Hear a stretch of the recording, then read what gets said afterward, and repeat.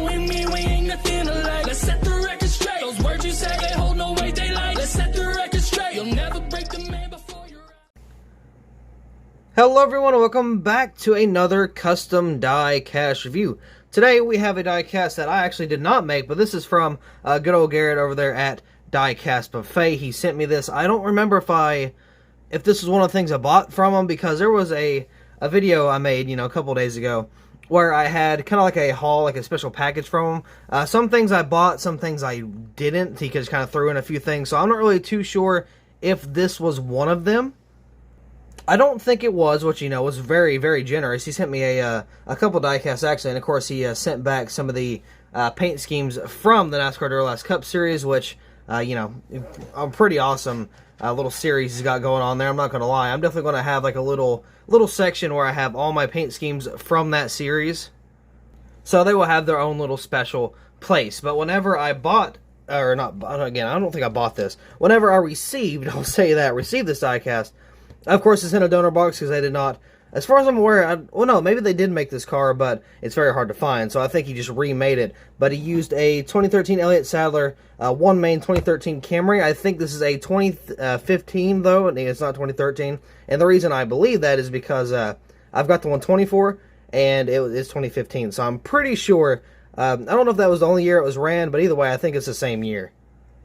That was the same year where, Rowdy himself ended up being in a crash that broke his leg, and he still won the Cup Championship, so, love him or hate him, you got to give Rowdy a little bit of credit. So, yeah, this is the 54 Monster Energy scheme. Speaking of 54 Monster Energy, I was working on a Ty Gibbs custom for 2022, and some people said I should do, like, Riley Herbst, or, just kind of something different, but I don't know. I wanted to do Ty Gibbs because I really like the green number. That's really the only reason why I wanted to do it, because it had the white numbers on the side and the green number on the roof, so I really wanted to just kind of make that custom just in general, and I saw that car in person too.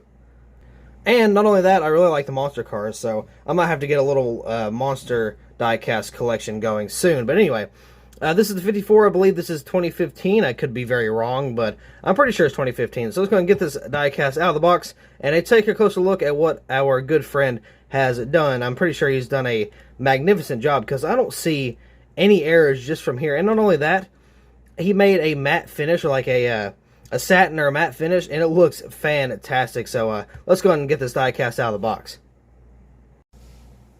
Here's the diecast out of the box, or the custom out of the box. Now, it does sit a little high. I'm not really too sure why it does that, but it does sit a little high up off the ground. I think that's just because, like, I can see a gap in there. So something's not really sitting right, but, nonetheless, it's okay. If anything, I can always tear it apart and cut down one of those little prongs in there, and then we'll probably have to fix it that way. But, yeah, it does sit a little high on the back end, which, again, that's not his fault, because when he sent it to me, this wasn't put together.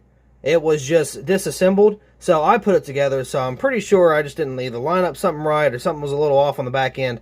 But yeah, either way, you cannot tell this is custom, you can, but not really at the same time. The only reason I would personally be able to tell if it was custom or not was because just simply of the quality of the decals, because they're not super sharp by any means. Which, they're good, don't get me wrong, they are some crisp decals, but you can see, like, kind of on the number and stuff, that they could be a lot more clear, or a lot more, again, like a more sharp kind of like print to them. So I believe this is Pato's decals. I don't think he actually printed these or anything, but as far as the build of the custom goes, you can't really tell. Like, I don't see any of the lines for, like, the decals, because if you cut the decals, there'll be a small thin line around it. And you can't tell. It is incredible. I don't know if it's because he used a certain clear coat. I know he does this kind of tactic where he will. It's so difficult because he kind of says what he does, but he kind of does it at the same time. But it's super genius. He does a certain he does it a certain type of way that I can't really understand how, but nonetheless, it looks really good. So major props to that. Now, he said I could sell this if I wanted to. Personally, I am not planning to. I'm not planning to make a race win or anything. I'm just going to leave it be because I really like how the diecast looks just by itself. And I know if I was to make a custom sometime down the line of this car, it would look nowhere near as good as this one does. So, yeah, I think I'm just going to leave this one alone. So, anyway, let's actually go on to the diecast here. You can see he's got that, like that matte finish. There's a line kind of across the hood, but I don't think... That might be like a brush stroke. I'm not really too sure. We got the Monster Energy logo there. Of course, you got the Nationwide on the banner. Now, that was a actual, like, print from the factory. That was not a decal or anything, at least as far as I'm aware of. So, of course, that looks really good. I thought about painting the interior black, but I'm like, I'll leave it be. I don't know. I feel like I really should have. But I know with some of the older cars, I'm not really too sure which ones, but I know some of them did not have a black interior. It was always gray. So it just kind of left it that standard gray color. I don't know. I feel like I still should have went in black nonetheless. We got the 54 up there with the Monster behind that. Of course, you got the rear windshield here. Then you got Monster on the deck lid. Of course, you got Monster Energy. Now, again, I believe that's Pato's decals, if I'm not mistaken. On the back end, you have these weird tail lights. I've always hated these things. I don't know why, but I don't know, it's so weird. It's almost like it reminds me of like some weird version of Pac-Man or something. Like, I hate how the taillights were on these cars back in the day. And then, not to mention, these little, like, exhausts down here, which, I mean, we still have those to this day, but just the way they kind of, like, portrayed that was just, I don't know, I didn't really like it. But, anyway, I got the big old spoiler back here. Of course, you got they actually got some detail on the spoiler, too. You got some of the bolts, it looks like, and then the split in the center. Of course, you got those little, I think those are called the bunny ears. I could be wrong. Those are some type of ear, but I can't really, I remember what kind they would, like, officially call them. Got Toyota back there in the 54. If we could actually focus, that'd be nice. Maybe. There we go. It's a little better. If you hear that cricket, I'm sorry. I mean, he's been bothering me for the past, like, week, so you're not the only one. Got Monster Energy there. Of course, with the number 54 beside the Monster Energy logo there. Winn-Dixie looks like there. Kangaroo 1200. I believe it's how it's supposed to be pronounced there. Got a little Toyota logo on the window. I think it's on both sides. Yeah, it is. So that looks pretty good. Got the, let's see, the B-Post, Toyota. That cricket's killing me. I believe that's Interstate Battery, Sherwin-Williams, Mac, or Mac Tools. Oh, Bosch, maybe? And I can't really tell those two there. I think the bottom might be Mechanics Wear? No, that's not Mechanics Wear. That's got to be something else. I'm not really too sure, though. Got Rowdy up there. Got the 54. Let's see. So I got a NASCAR race car. Of course, you got the NASCAR Nationwide Series. Mechanics Wear, Holly.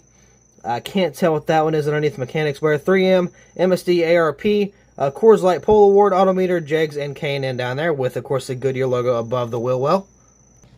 Got the Goodyear tire once again, a Mel Comp and Sunoco. That's not Rookie, is it? No, okay. I thought there was something at the bottom. So you got the Camry 54 right there. Of course, you got these weird headlights. I hated the headlights too, I'm not going to lie. That grill placement is very fitting, looks very good there. Of course, you got the intakes on the bottom, and then you can see a little bit of glue where I had to kind of glue it in there. But yeah, pretty awesome diecast. Again, this is a custom. I think they actually made the 164s. I know they made the 124s because I do have one.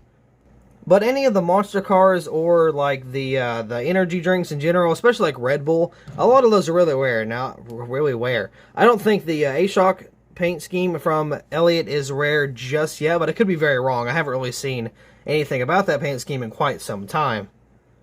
So I'm not really too sure, but once again, a very awesome build. I know I could probably do nothing in comparison. My more like fitting customs are these. Of course, the damaged or the Race 1 diecast, the really roughed up ones. But as far as actual decaling goes, I'm not really the best. So I still got a little bit of work to do to try to improve on that. And once again, of course, I have to say thank you to my good buddy Diecastbuffet for sending some of the stuff that, again, he just kind of threw in there. He had some really cool pieces. There was a part of one of his tracks that I was a sponsor for. That was really awesome to include. Honestly, I didn't even think he had that piece. I thought they were like scrapped afterwards, so it was really cool to get that. And that's something going to be hanging up somewhere, or not really hanging up, but I'll have it displayed somewhere, some way, so I can promise you that. I'm sure you'll see that in the room tour video. I am waiting on 2 things to be done in order for me to start the room tour, because I'm actually very, very close. Only thing I need to do is build 2 different shelves, one for 124 and one for 164, and then we will be able to proceed with the whole collection video and, all those good type of just videos that we're going to be releasing here very soon. I mean, of course, I got a little bit of straightening up, but it's whenever we get those shelves in here, that will be pretty much the sold point or the, what am I trying to say? There's a word for it, but I can't think of, but that will be, you know, what will get us going, basically. So be on the lookout for those. But that being said, I do believe that'll be all for this custom diecast review. So thank you all so much for watching. I hope you all enjoyed, and I will see you in the next video.